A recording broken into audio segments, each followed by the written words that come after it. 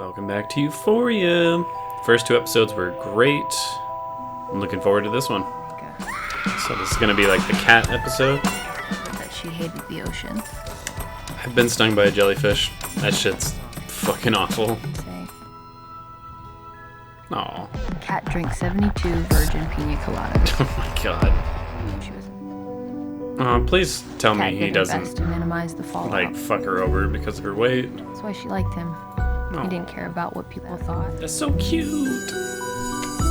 Until fourth period. No. Why would you do that to me? What a dick. Prolific smut writers on Tumblr. She was known for her night of the Take Me Home tour. Oh my god. What is happening right now? Why? To calm your nerves. I don't need to, I don't need to see this. I don't need to read this. But Harry. Why? Why? What in the fuck is happening? The cat, you are still underage. You can't be making porn or something. Like, it's literally illegal. Enough traumatic shit in my life that I can't, like... Sounds like Jules has some personal experience with someone close killing themselves. I don't want to be around Jules either. I don't know how to feel about the whole thing. So, I decided to stay clean. And I have been. Oh, that's For a while. sick. They build that whole set. That's fucking awesome. Jules was falling in love. And not with you? I still think there's like a romantic tension between them. I still don't trust that he's not fucking with her though. Like, look, he's not smiling or anything during any of this. Seems like he just is playing a game. Bitch, what? Those are some real smiles on his face. Is he actually, like, secretly fallen for Jules? What the fuck? I'll never forgive the show if they dare make me like him. Like, I just won't. Ah, such a cool transition. Doesn't really matter, both little fuckboy names. He's not.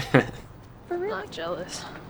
I mean, you've been acting weird, like, all week. Sounds a little jealous. Yeah, like, You want to see his dick? Sure, show me. Ew. Some people are into feet. What the fuck? Some people are into humiliation, you know? how insane my parents are being. Your girlfriend's gonna She's notice. just been going on. I'm just like, you can't do this to me. It's my dad. You know what? It may be, but we can't really tell because it's just fucking floating in space. Show me. So I'll be the judge there's of no way that. to compare scale. At least you could be like, okay, it's about the size of a Even then, gold I can tell. or, Show me like, the dick. twice the size. Some people say that eyes are the windows to the soul. I disagree. I think it's your dick. And how you fucking photograph it. A medieval sword? Run for your fucking life. Agreed. Terrifying. Agreed. So, what constitutes? Yeah. It's like easy, whatever. Rue totally likes Jules. That kind of sucks because it seems like it's unrequited. It's not easy. Don't tempt him. Okay. Okay. Cool. Like I'd have the exact same reaction. Like, okay. Thanks. Goodbye. Oh, it's so cute. I like you more. Ew. Yeah. You're not in love. I would Wait, he be didn't invite me throwing to up the over that movie shit. club. Damn, $100 for 30 minutes? I might do it too. It's a worldwide cryptocurrency. Don't accept payment through Bitcoin. Just use a PayPal. I feel so bad for Rue right now. This has got to really suck for her. Either. Jules, now you're just teasing her. I don't know how this show manages to make me feel good and bad at the same time so frequently. Rue, Oh, fuck me. don't do it. Don't do it. Really hope she's leaving because she doesn't want to be there around the temptation and not because she took it and she doesn't want her to see that she's, you know, coming up. Come on, you're doing so good. Please don't. God damn it. It's very disappointing, but I mean, that's the life of an addict.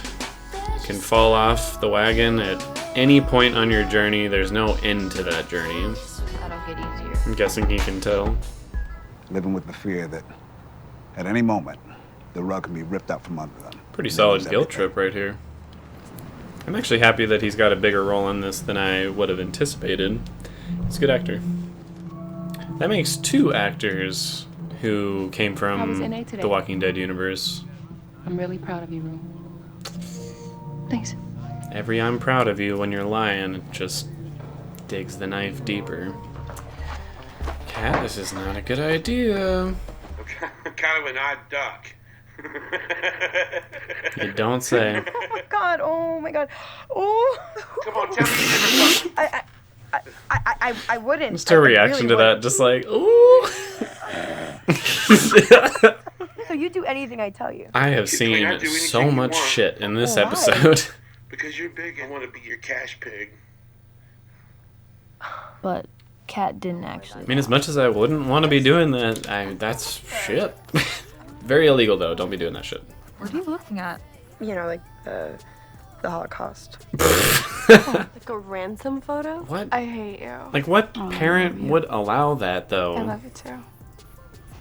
Like, sure, I'll let you go to an older guy's dorm room overnight when you're underage. Oh shit, this is gonna be the moment she finds out, too. This is not good. Damn, she's on that passcode like nobody's business. So, question. Are these to fool Jules? Hey, my mom called. Or I gotta go. is he bisexual? Is he into dudes? So many questions. Man, when parties get to this size, it's just no fun. Fuck this, dude. I have never, ever seen the appeal of Greek life. It just seems so dumb. Like, what is the point? Why? Damn, she ballsy as hell. I would not drink a goldfish live. Fuck that. Like, I admire that she's trying to be a good girlfriend and help him through all this, but fuck that, dude. The camera work on this show's so good. Jules, I love you and everything, but you can text two people at the same time. 160. 20% banking fee. Banking fee? Again, use PayPal. Do you think straight guys ever like watch gay porn? Not if they're 100% straight. Yeah, on either side of the spectrum is gay and straight. True. I was just gonna say the same thing she did, though. Look, Like, all I know is that if you're watching most gay guys are, porn, like, you're not weird, gross, 100% fucking straight. Be quick. Having been a retail worker, I completely understand him being like, you better be fucking fast, like, I'm trying to leave. Oh shit, okay. Oh, okay, damn it. Oh, high school. I feel like everyone's gone through so many different looks in high school. I changed. Well, don't ignore him. He seems to like you for who you are. Tyler wants to meet. Wait, for real? Really? Yeah, but like When? on Saturday after the carnival. I'm so nervous about that. They both have fair points. When you're trans, it's not quite that simple. But also, meeting some guy next to an abandoned, like, lake with no one else around, it's a good way to get killed. So, yeah. Oh.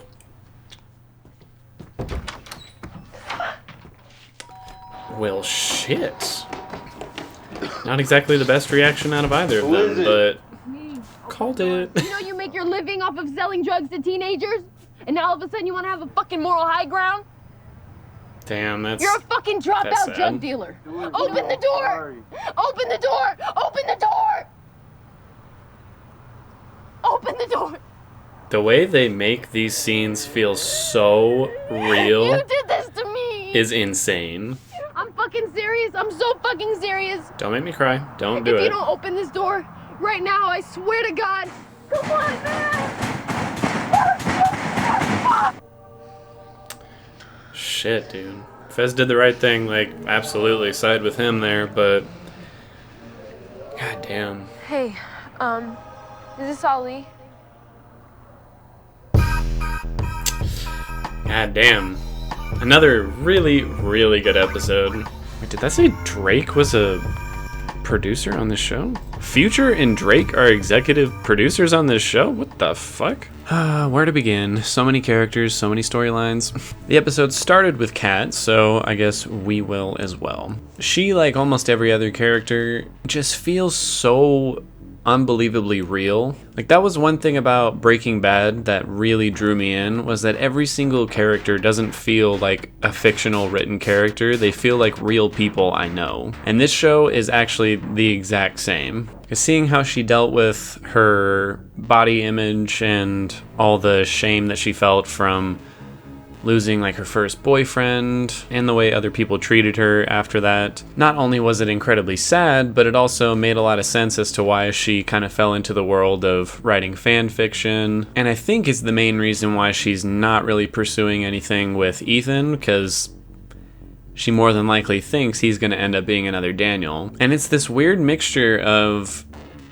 kind of sad, but also weirdly empowering that she's doing like all her porn work essentially to find that confidence in her once more. Because again, it's highly illegal. Like, don't ever do some shit like that. And if you are going to go into like adult film kind of work, don't do it to improve your body image or because you want to please other people, you know, do it because it's what you want to do. But again, she feels like a real person, because when you're presented with this opportunity to feel some worth in your life, and on top of that get paid for it, it's pretty hard to say no to that. But she's still 16, 17 years old.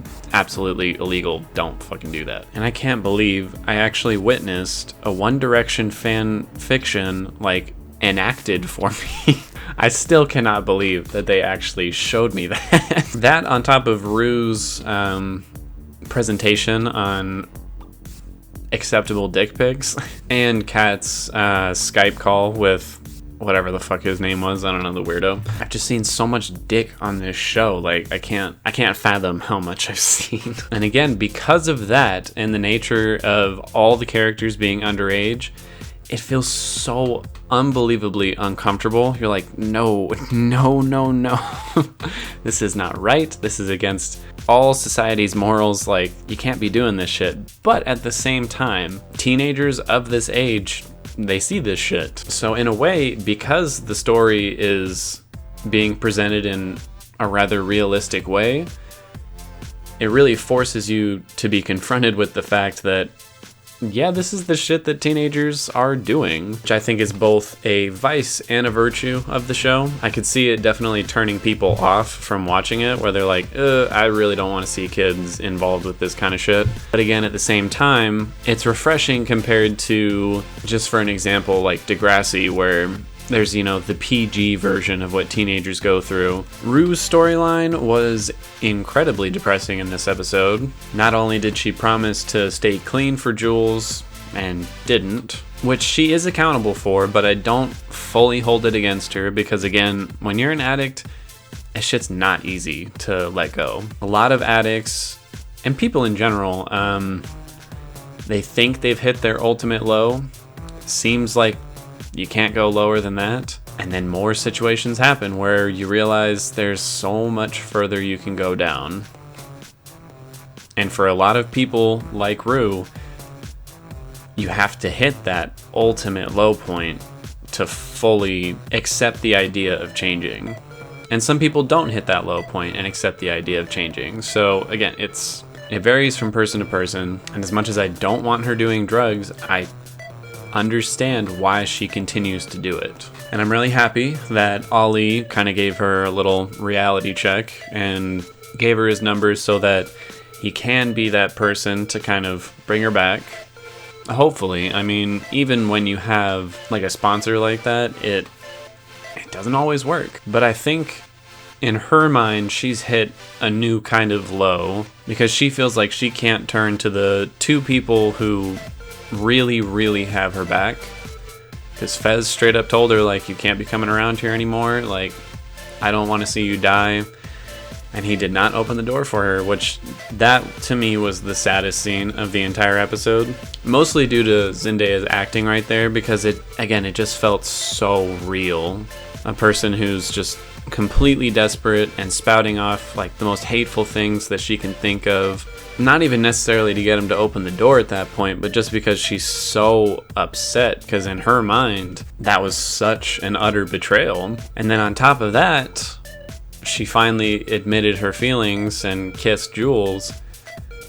And rather than Jules reciprocating, or saying anything. She had that look of utter shock, which I'm sure to Rue was just complete rejection, all while Jules is falling for, this Tyler. So yeah, Rue is definitely feeling it at this point. And luckily, that seems to be what has brought her to the point where she can call Ollie and hopefully try and get better. Nate, as of this episode, is a complete mystery to me. The fact that for the most part during their conversations, he seemed to be very stone-faced and, whatever to the whole thing. It was like what I assumed it was going to be a game to him. But there were moments where he clearly was smiling and seemed to actually be enjoying Jules' company, through text. So I can't be sure what his intentions are. And on top of that, there were all the dick pics on his phone, so you're like, is he bisexual? Does he just use those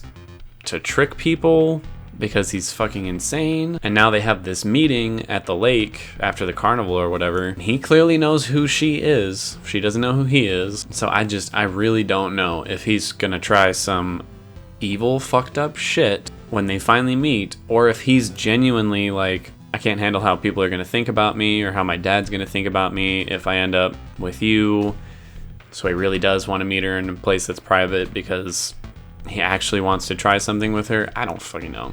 He's still cheating on his girlfriend, which is uncool. It's such a complicated situation. And I can't give a full opinion on what's going on until I know exactly what's going on. Cassie and McKay, once again, kind of got the short end of the stick. They were the only two characters in this episode that didn't seem to get enough focus for me. I've seen someone say that eventually they're going to focus a little bit more on Cassie, and I sincerely hope so, because so far, I don't really know how to feel about the two of them. Cinematography was, again, so phenomenal. Like, I love the camera work on this show. There were a few more scenes in this episode, I think, that actually had very still camera work, which is actually kind of against the grain for this show. But even then, it was in the exact right moments where you needed to be focused on nothing but the characters and their expressions. And there were some shots that were just so cool. Like the scene with Nate and Jules texting each other and how it eventually folded into one scene. So dope. The scene when Rue saw Jules walking up and everything was upside down, then kind of spun back around to their perspective. So cool. And even with Cassie and McKay going through the different moments of the party, how the camera would, spin around and kind of flip you to a new scene. So cool.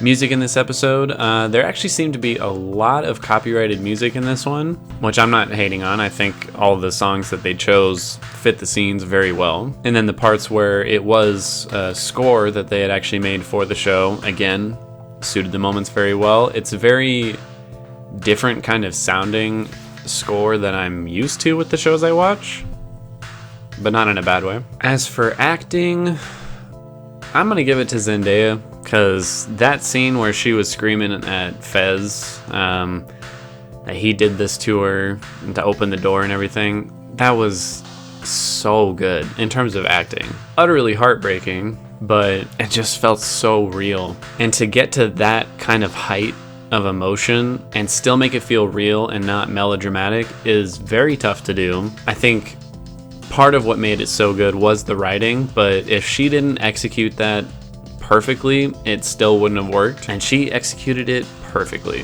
As I've said for many of the shows I watched, almost everyone in the show plays their roles exceptionally well, but she has just been standing out above everyone else more often than not. Editing and pacing, I mean, it's pretty much the same as it's been for episode 1 and 2. There's a lot of characters, there's a lot of storylines going on, some of them kind of crossing over one another, which I think is very good writing. And even with the amount of characters and the amount of stuff that happens in every single episode, it doesn't feel too fast. It certainly feels like a fast-paced show, which I'm a fan of, but it's not a breakneck pace or anything. It's just what it needs to be. Overall, I'm gonna give this episode a 9.6 out of 10. So far, this has been my favorite one. And I gotta say, I'm impressed. 3 episodes in a row, all above a 9.5, that's some damn good TV right there. And it's such a different style of show that I'm used to watching. Like, I certainly watch a lot of dramas, but just the way this is executed, the age of the characters, the nature of what's happening, it's very different from what I normally watch. But I'm super glad that I started watching it, because this shit is so good. So I can't wait for the next episode, and I will see you all there. And that's about it.